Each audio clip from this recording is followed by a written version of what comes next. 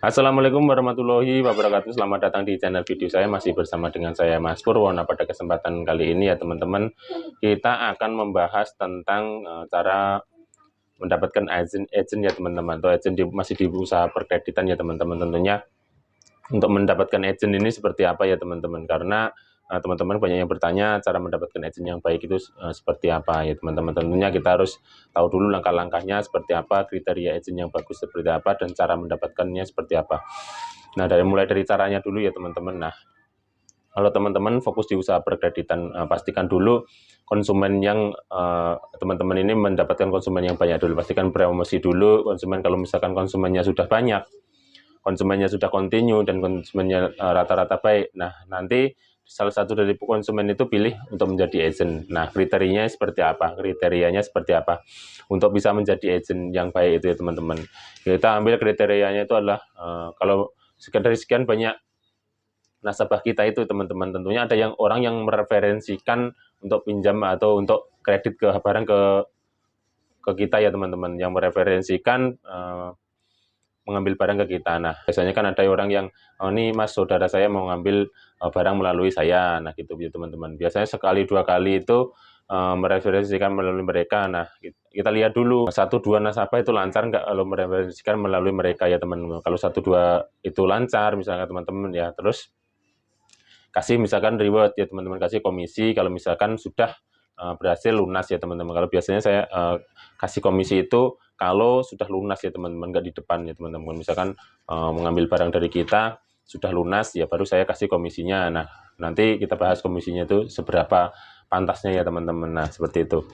Nah, untuk itu setelah ada yang mereferensikan itu saya lihat 1-2 kali atau sampai 3 kali referensi dari dia itu benar. Nah, kita baru nggak langsung resmi kita maksudnya jadiin agent, nggak kalau misalnya lunas baru kita buat, baru kita kasih komisi. Nah, nanti lama-lama dari situ nggak secara resmi pun dia juga akan mereferensikan terus ya teman-teman. Nah, itulah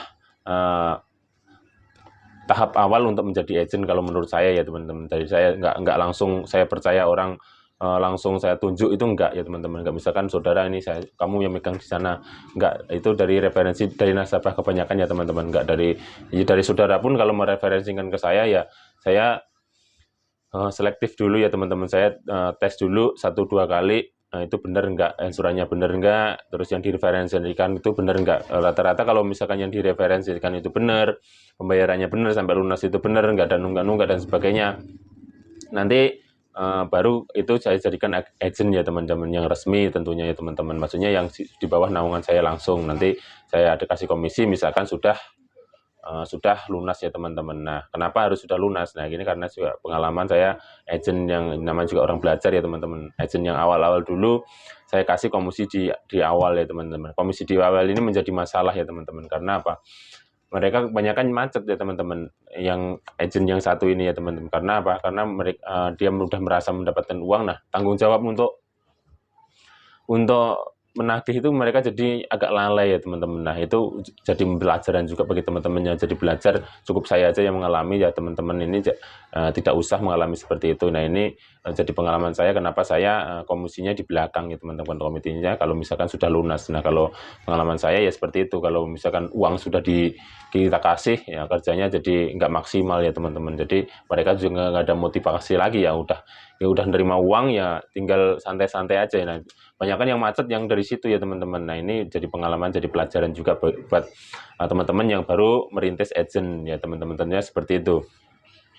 Nah, untuk komisi seperti apa? Nah, untuk pembagian hasil ini saya hitung dari untungnya ya teman-teman, bukan dari modal ya teman-teman. Kalau agent ini kan cuman menyalurkan saja melalui dia, melewat dia, maksudnya mengambil suatu barang lewat dia ya teman-teman. Mereka juga nggak mengeluarkan modal, cuman bermodalnya promosi aja ya teman-teman. Nah, seperti itu. Nah, mereka juga tentunya untungnya juga beda sama kita yang mengeluarkan modal dan resiko dan sebagainya. Yang agent ini rata-rata ya menanggung resiko juga. Resiko mereka cuma kita push saja, nggak resiko materi dan sebagainya itu enggak ya teman-teman. Yang resikonya kan kita ya teman-teman. Tentunya ya kita harus push ke mereka bahwa ketika mereka juga menerima imbal jasanya ya kita nanti ya hanya kita yang push saja, teman, resiko terbesarnya kan di kita. Nah, pembagiannya seperti apa? Pembagiannya itu rata-rata kalau saya ya teman-teman, bukan dari nominal dia pinjam, enggak. Biasanya komisinya perhitungannya itu saya juga biasanya kalau untung saya 500.000 atau sampai dengan 600.000 itu saya kasih 100.000 ya teman-teman. Seperti itu aja, nanti berlaku kelipatannya aja seperti itu. Kalau kita untungnya makin besar ya nanti berlaku kelipatannya seperti itu aja ya, hitungannya teman-teman, nggak ribet. Kalau misalkan untungnya saya patok 600.000 ya misalkan seperti itu teman-teman. Nanti kelipatannya misalkan kita untungnya 1.200.000 ya ke mereka 200.000 itu sudah pantas banget ya teman-teman. Kita juga tahu, maksudnya kita kasih tahu kalau misalkan sudah jadi agent, ini lo untung saya segini, saya kasih segini gitu. Kita belak-belakan aja. Kadang di agent itu saya juga kasih persentase dari angsuran ya teman-teman. Kita angsurannya diringankan dan mereka juga ngambil dari situ juga bisa ya teman-teman. Kita angsurannya misalkan 850 sebulan, nah mereka bisa up 865, nah 15.000 itu dapat dari situ, bisa dari angsuran. Nah nanti pas lunas juga kita sudah kasih. Nah pintar-pintarnya aja kita mengatur agent ini supaya lancar ya teman-teman. Ya gimana pun kita harus membantu juga sesama ini ya teman-teman. Kita berkembang juga karena mereka, kita maju juga karena mereka, ya kita bagi-bagi hasil itu nggak masalah ya teman-teman. Nah, untuk di agent ini seperti apa agar mereka loyal ke kita seperti apa ya teman-teman. Ya untuk agent ini kita kasih kepercayaan, juga kita kasih lebih ya teman-teman.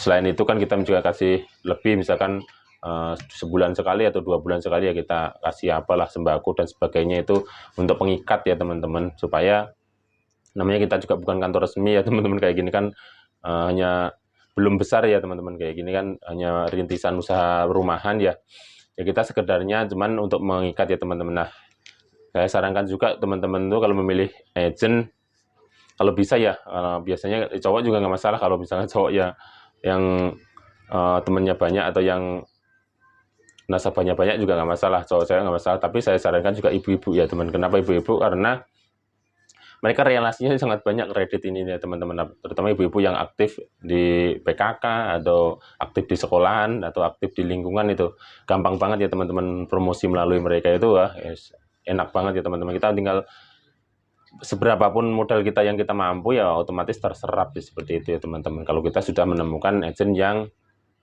tepat ya teman-teman. Tentunya menemukan agent ini kita juga memerlukan jam terbang atau waktu yang tidak mudah ya teman-teman.